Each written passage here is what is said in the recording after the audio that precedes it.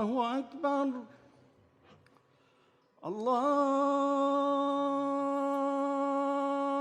الله أكبر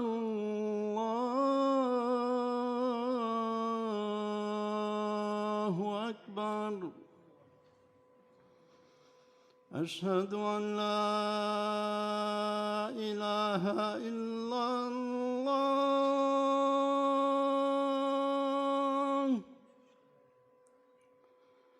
أشهد أن لا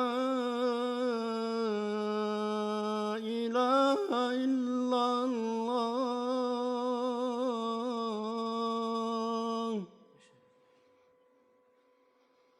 أشهد أن محمدًا رسول الله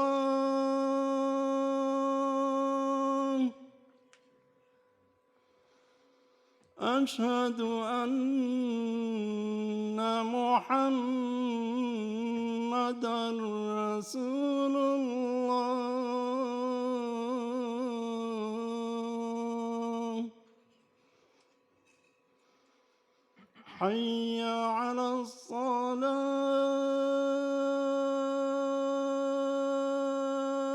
الصلاة حي على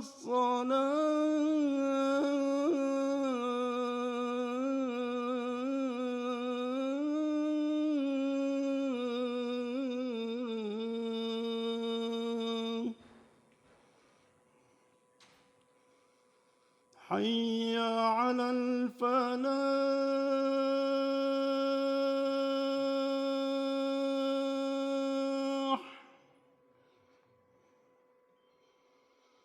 حي على الفلاح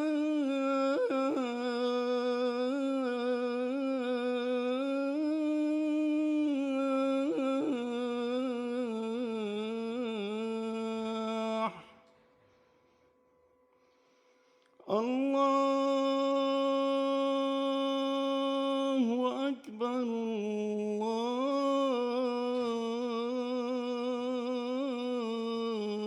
الله أكبر لا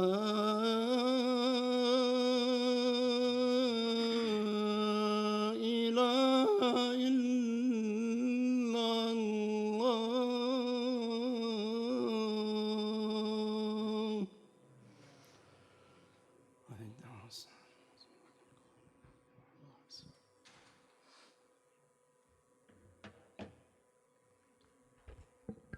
إن الحمد لله نحمده ونستعينه ونستغفره ونستهديه ونعوذ بالله من شرور أنفسنا ومن سيئات أعمالنا من يهده الله فلا مضل له ومن يضلل فلا هادي له وأشهد أن لا إله إلا الله وحده لا شريك له وأشهد أن سيدنا محمدًا عبده ورسوله صلى الله عليه وعلى آله وصحبه وسلم عباد الله أوصيكم ونفسي بتقوى الله تعالى كما قال سبحانه في كتابه الكريم بعد أعوذ بالله من الشيطان الرجيم يا أيها الذين آمنوا اتقوا الله حق تقاته ولا تموتن إلا وأنتم مسلمون. We begin in Allah's name, the merciful, the compassionate. We thank Him for the gift of life. All praise belongs to Him. Nothing that we have, we are entitled to. Everything that we have is because Allah made it so. And so we thank Him and we attribute everything to Him, subhanahu wa ta'ala.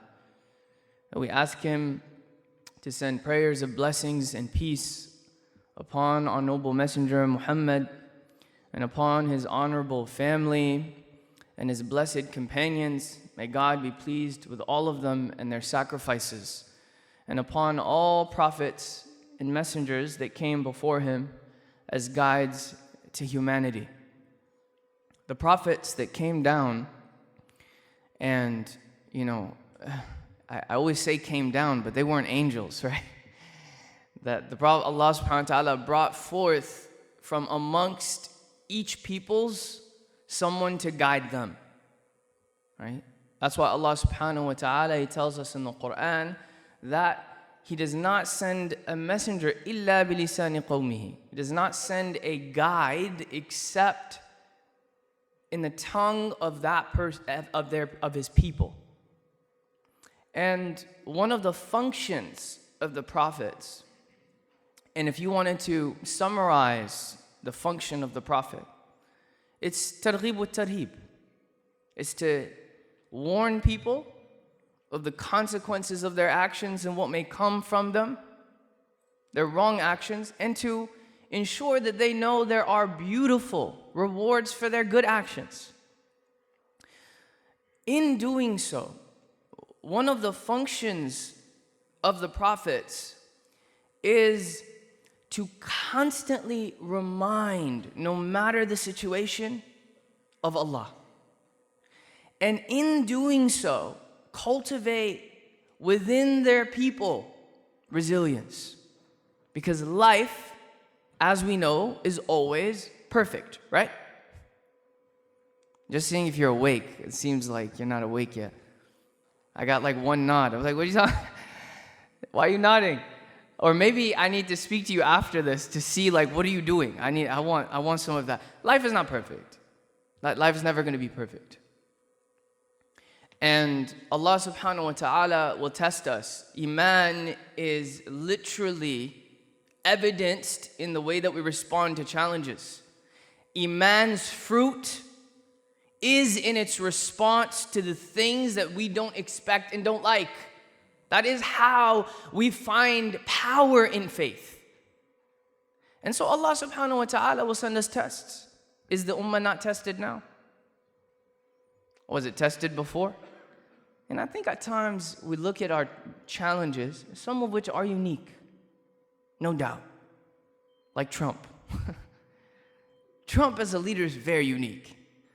Historically, maybe not so unique. You had really silly, kings that were really clowns. But Trump, he is now the symbol of the most powerful country in history.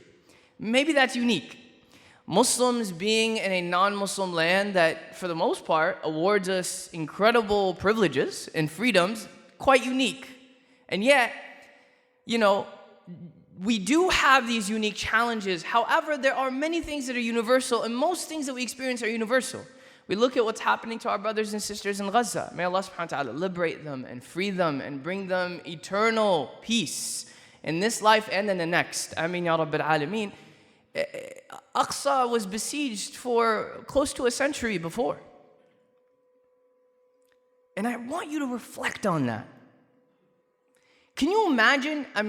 We have seen our brothers and sisters in Palestine, which as Americans, not just as Muslims, it is a central cause for us to care about, because you chose to be here in this country, and the government you pay taxes to sends a lot of that money to kill innocent people. And so anyone who thinks these are overseas issues, I think they need to revise what it means to be in this land.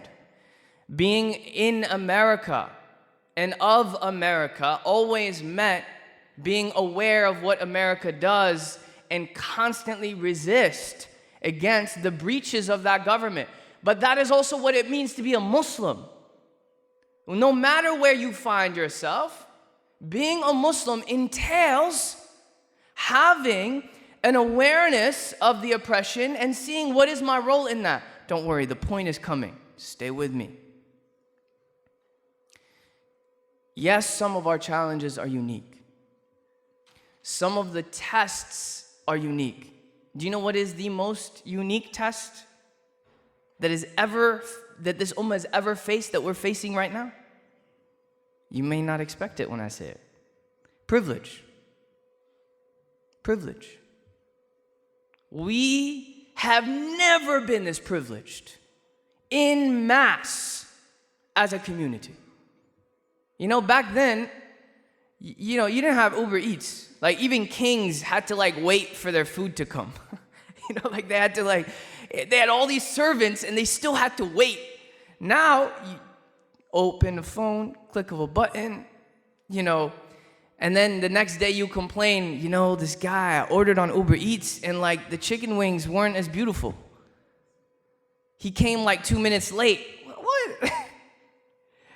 It's like, subhanAllah, we're so privileged in other ways that we literally have to find things to complain about. Now, what's really important is establishing prophetic resilience, which means as believers, there is an individual responsibility and a posture towards life that we maintain even in the midst of the greatest amount of suffering and in the midst of the greatest amount of privilege and joy. What is this posture? What is this prophetic resilience? What are its elements and foundations? Inshallah, in the conference, we'll unpack resilience more. But I wanted to center it around one hadith of the Prophet, sallallahu alaihi wasallam, which means, inshallah, we will not, go too long in this khutbah. We'll finish before 4 o'clock, bi'idhnillahi ta'ala. Again, just trying to see if you're awake. Some of you are like, 4 o'clock. Actually, that's pretty good timing. No, I'm just joking. Your Imam, mashallah, Allah bless him and reward him. He's far more qualified to be standing here than I am, and he's given me permission to speak to you. So, we want to begin with a verse in the Quran where Allah subhanahu wa ta'ala, He reminds us, وَلَا تَهِنُوا وَلَا تَحْزَنُوا وَأَنْتُمُ الْأَعْلَوْنَ. Allah subhanahu wa ta'ala, in kuntum mu'minin. Allah subhanahu wa ta'ala, He says, do not lose heart. No matter what happens to you, no matter what we see. So much of our suffering in America, we have a lot of tests here. I think also that's a mistake that we make, is that because some of us experience a lot of privilege and comforts, we assume everyone around us experiences that same privilege and comfort in America. And then we also assume because there's extreme suffering that we may witness on our screens, that people next door don't experience suffering as well. That's a mistake. Be careful. But no matter what we go through, Allah subhanahu wa ta'ala is telling us, do not lose heart and do not fall into despair. You will overcome if you are firm in faith. Surah Ali Imran. You will overcome if you are firm in faith. But that faith, its engine is this prophetic resilience that I think in our time and in previous times, because our deen is timeless, can be summarized in one hadith where the Prophet ﷺ gave us 4 elements of what that looks like. The Prophet ﷺ, upon entering Medina, you know what happened. Everyone was anticipating the migration of the Prophet ﷺ. And all of these companions were migrating to Yathrib before him, sallallahu alaihi wasallam. And so the environment was being set up. They were all just waiting. When is our most beloved coming? There was nothing more beloved to them than the Prophet sallallahu alaihi wasallam. They were practicing the hadith that the Prophet sallallahu alaihi wasallam says, none of you will truly attain faith or taste its sweetness until Allah and His Messenger become more beloved to you than anything else, and until you begin loving others purely on the basis of your love for Allah and His Messenger. The Prophet ﷺ said that. They already had that. And the Prophet ﷺ entered into Medina, and what happened?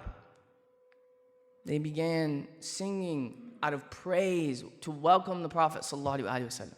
Now, one of the companions, he was a Jewish rabbi.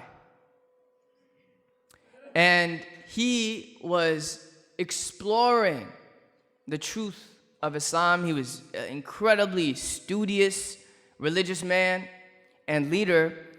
And he was convinced that the final prophet is coming. It's foretold in the previous scriptures. And there's an amazing lecture on YouTube that highlights and shows you the Prophet ﷺ being prophesied in the earliest scriptures all the way back to Hinduism, which is technically the oldest religion.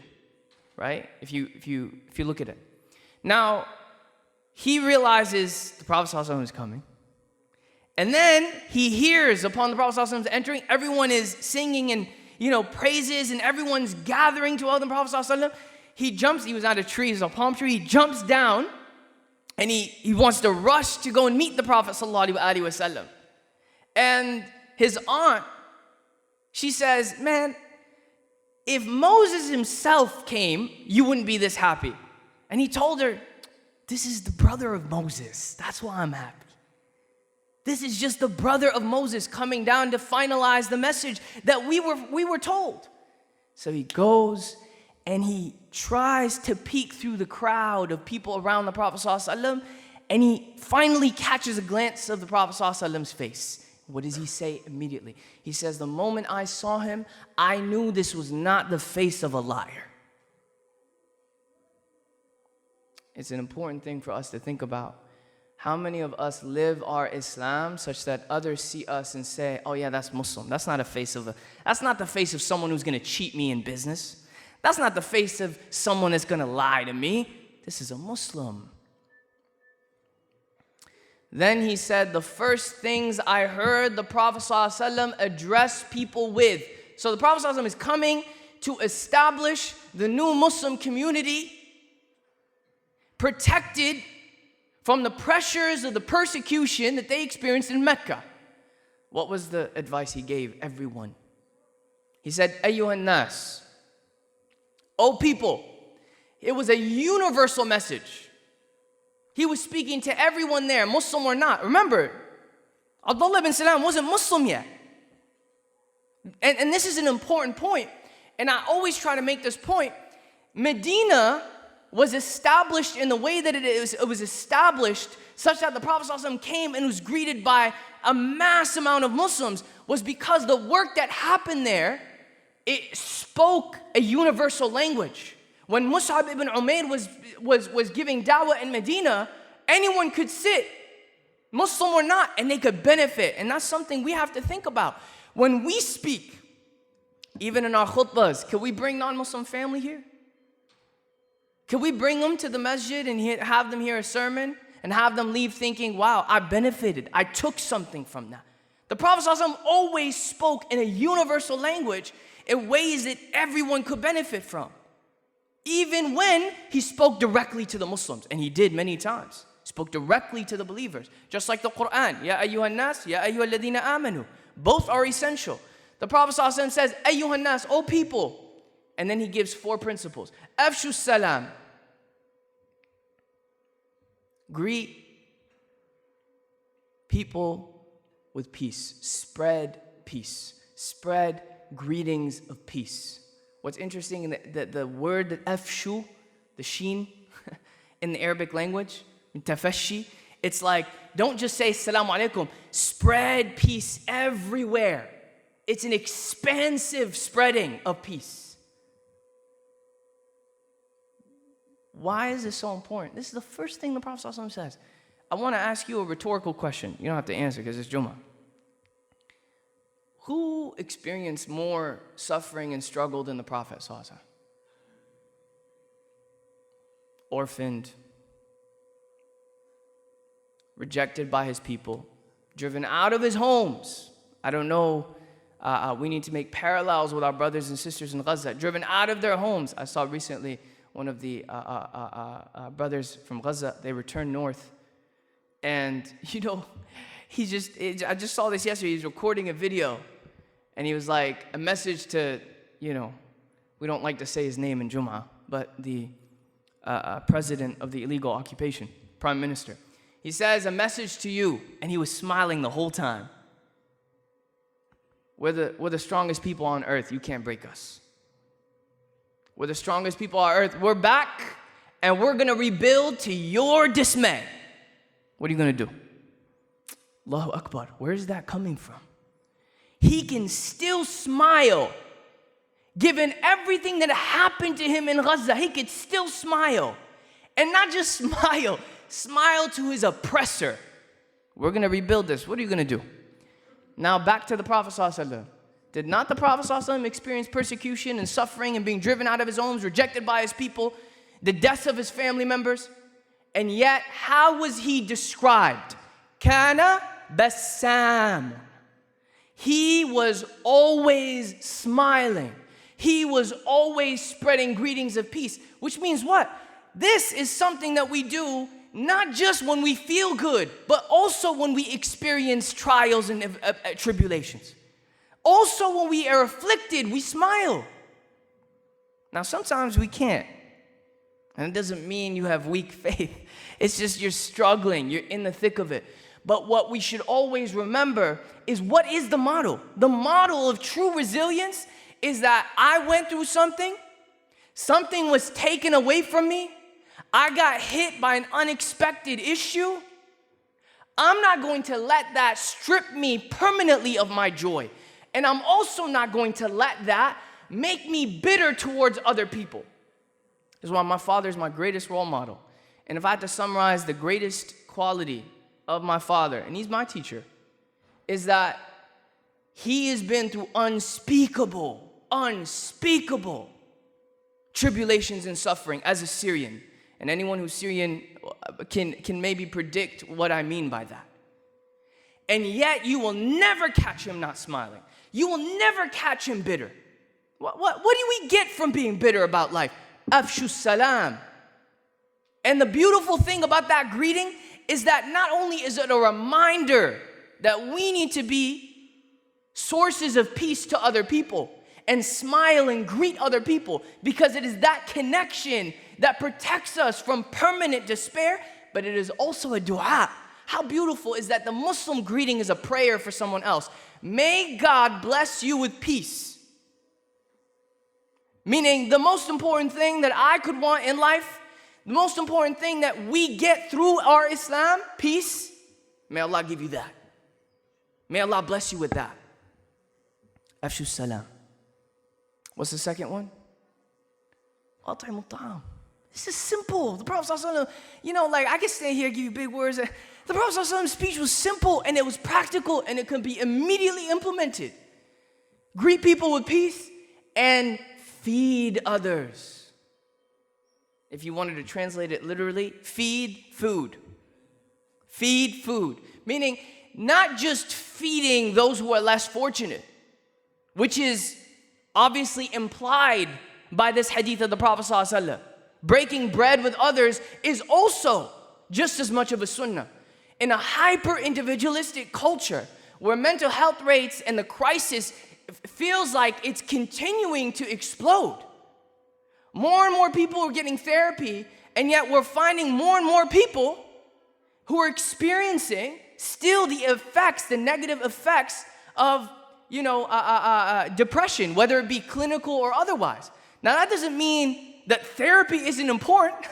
What that means is that there's also other factors, and the most critical of which that we neglect in our society is connection with others. Can I be real for a second? Inshallah, I don't get in trouble. But if I do, it's okay. I'm from Florida. I can't get in trouble, all right? I'm one of you guys. I grew up in Florida. Isn't it weird that we come to the masjid on Jumu'ah and we leave and we didn't say salam to one person?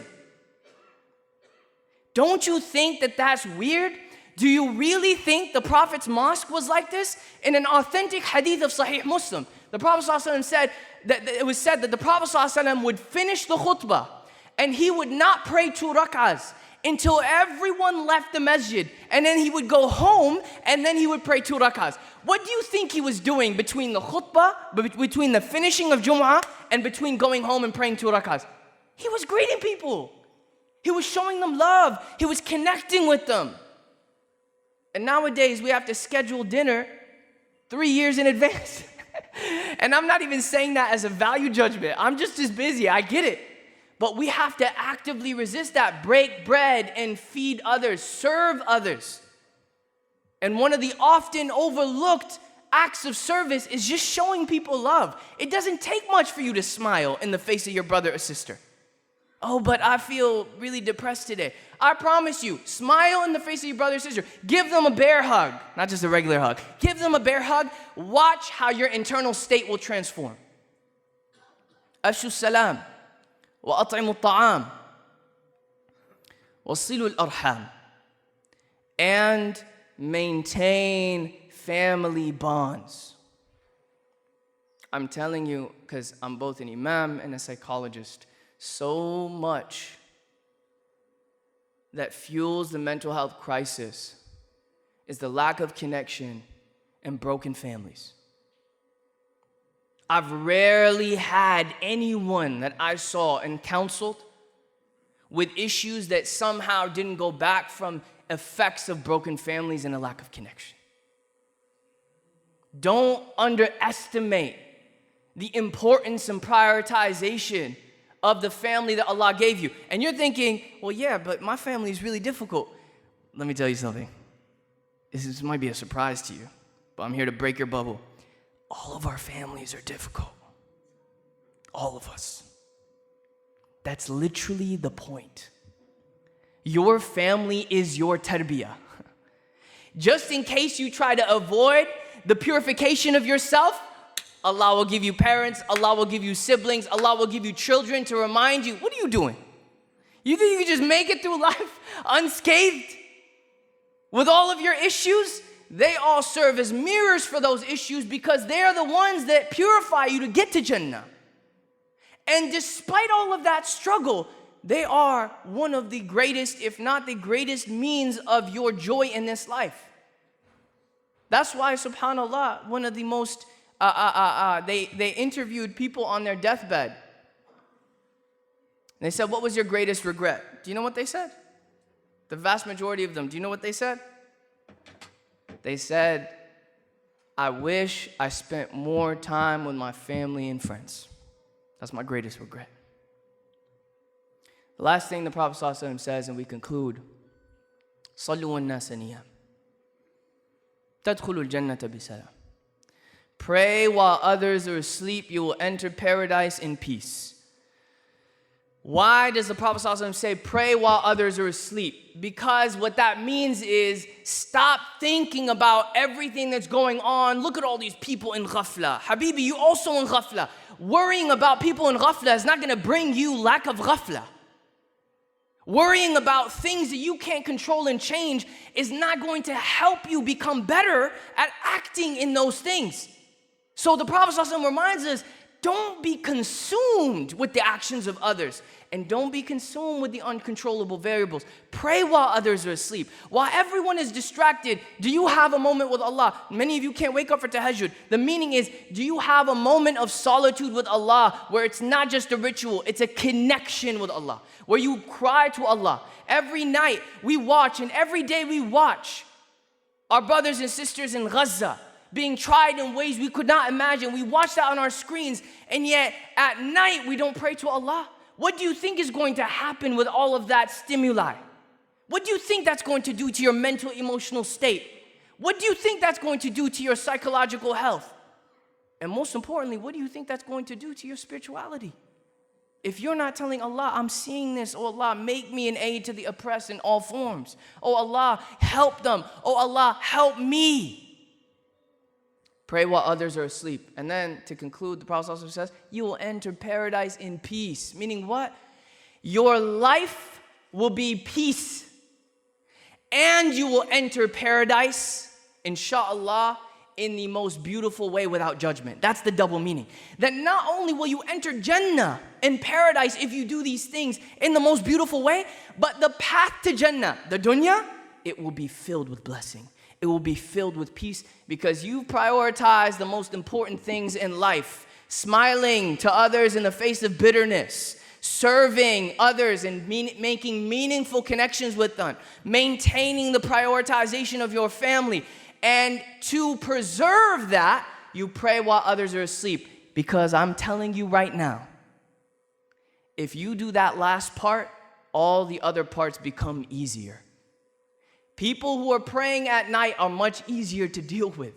And you will be easier to deal with if you pray at night. May Allah subhanahu wa ta'ala give us this holistic resilience rooted in the prophetic tradition. And may Allah subhanahu wa ta'ala allow us to get us through even the most difficult times. أقول قولي هذا واستغفر الله لي ولكم يا فوز المستغفرين استغفروا.